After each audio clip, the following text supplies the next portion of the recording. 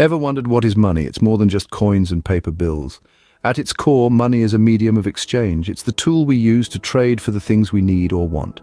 From a loaf of bread to a shiny new bicycle, money is the universally accepted form of payment that makes these exchanges possible. It's like a bridge linking us to goods and services, so we see that money acts as a bridge, helping us get what we need or want.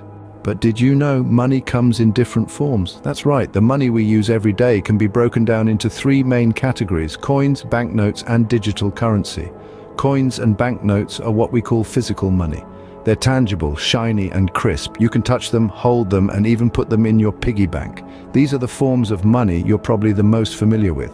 They're used for face-to-face transactions, like when you buy a candy bar from the corner store or when you give your friend $1 for a lemonade stand. On the other hand, digital currency is the new kid on the block. It's money that's stored electronically in banks or digital wallets like PayPal.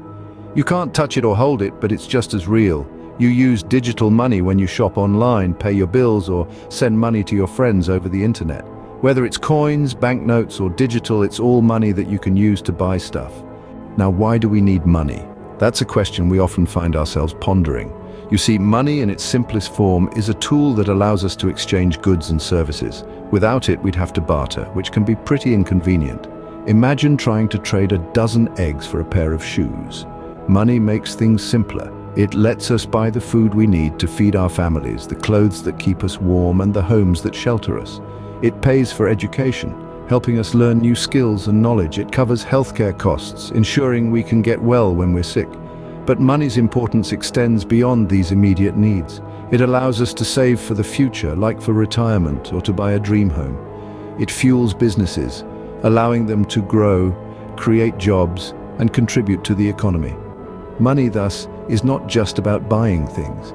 It's about securing our future and contributing to the growth of our society. Before we end, here are some fun facts about money. Did you know the first coins were struck around 600 BC? The Lydians, an ancient people in what is now Turkey, were the pioneers. And have you heard about the largest banknote ever made? It was crafted by the Philippines during World War II, measuring roughly 9 by 14 inches.